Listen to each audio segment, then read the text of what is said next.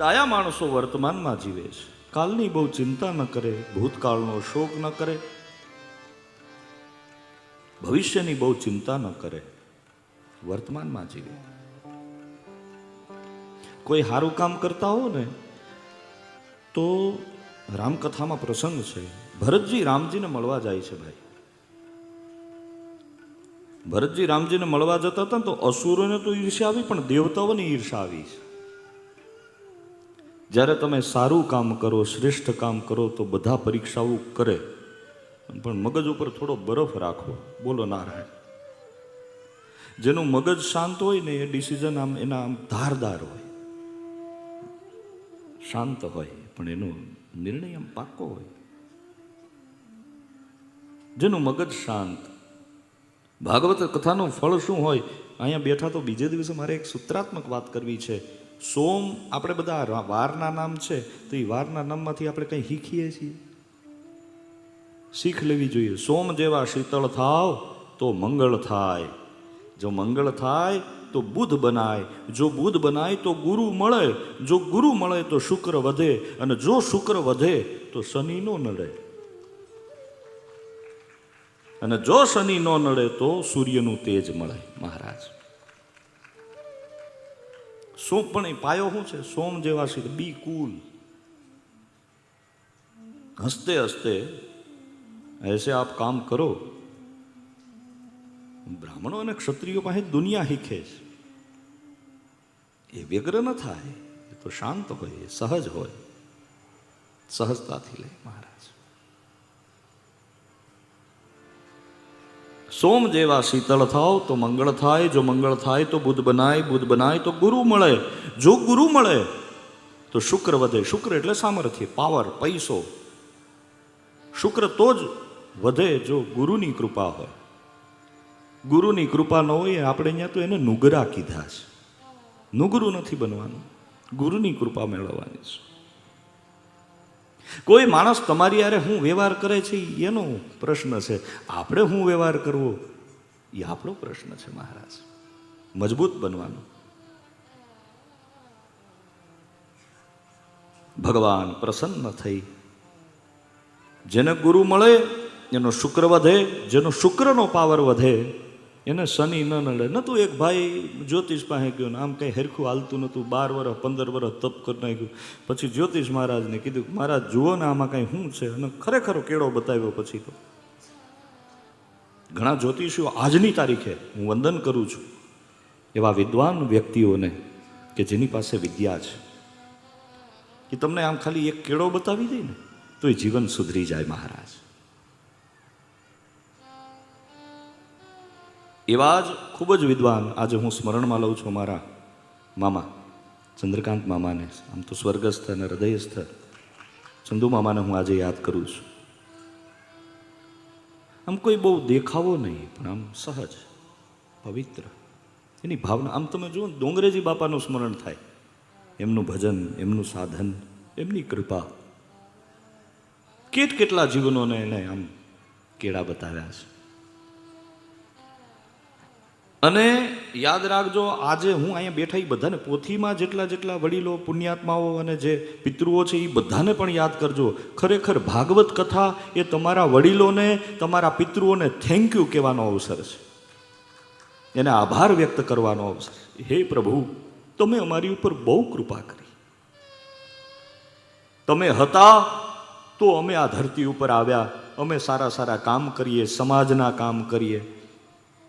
અને સમાજના કામ કરો ને એટલે ખંભા મજબૂત રાખવાના. બોલો નારાયણ. વજન બહુ આવે, ઘણું આવે, પણ મજબૂતી સાથે ઊભું રહેવાનું. એ બધા વડીલોને આપણે યાદ કરીએ, બાપાને યાદ કરીએ. અને અહીંયા બેઠા એ પોથીમાં યજમાનો, આપ સૌને પણ મારી બધા આપણા પિતૃઓને આજે થેન્ક યુ કહો. હે ભગવાન, હે પિતૃ દાદા, હે ઓજા દાદા, તમારી કૃપાથી અમે અહીંયા ભેગા થયા છીએ. બાકી ભેગા થવાનો વિચારે ન આવે. ક્યાં વેરાવળ ને, ક્યાં જુનાગઢ ને, હે ક્યાંથી બધા, ક્યાં મુંબઈ, સુરત ને ક્યાંથી આવ્યા છે. બાપુ આજે કોઈની પાસે 5 મિનિટનો સમય નથી, અને હાથ દીજો અહીંયા બેઠા હોય તો આ ભગવાનની કૃપા, નહીં તો બીજું શું. ફરી એકવાર, રૂપિયાથી ભાગવત થતું નથી.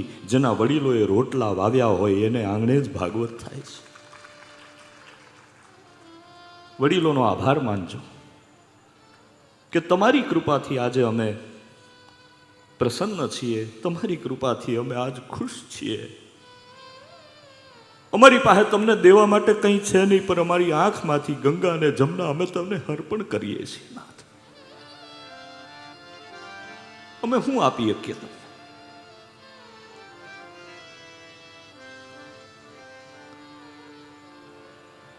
પેલા કથાઓ થતી હતી, પણ આવા મંડપ ક્યાંય જોયા હતા?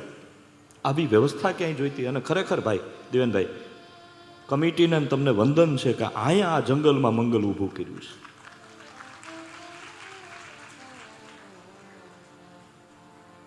ખૂબ મહેનત પડી હોય બાપ. પણ મેં કીધું એમ, કથા પ્રારંભ થાય આપણે આપણા પિતૃઓને સ્મરણમાં લઈએ. અને મને કહેવા દો, એ અહીંયા જ છે, સાંભળે છે, અનુભવે છે. દરેક આત્માઓને આપણે વંદન કરીએ એના કલ્યાણ માટે. તમને કદાચ એમ થતું છે હું થોડા શ્લોકો આમાં વધારે ગાઉં છું. મારે તો તમને રાજી કરવા કરતા ઓલા પિતૃઓને રાજી કરવામાં વધારે રસ છે. કેટલાય આત્માઓ આવીને બેઠા છે.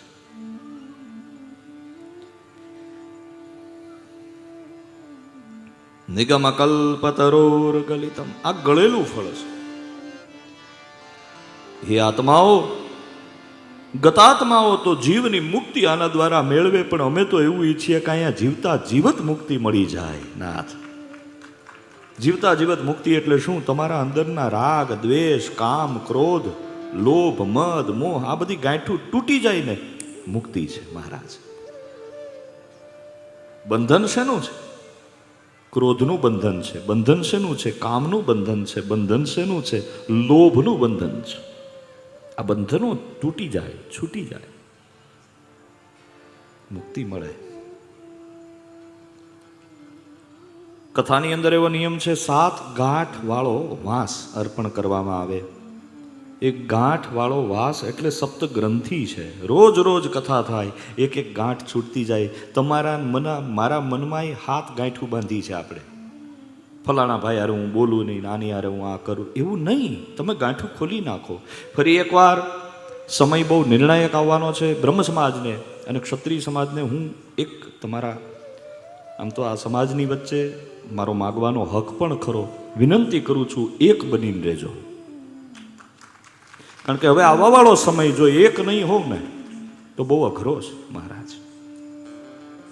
મનમાં થોડા ઘણા રાગદ્વેષ તમારા અંદરના કંઈ પણ હોય એને તમે શોર્ટ આઉટ કરો. કારણ કે ઓલો યુગ હાવજવાળો વયો ગયો, ટોળાવાળો યુગ આવ્યો. હવે વો યુગ અલગ થા મહારાજ.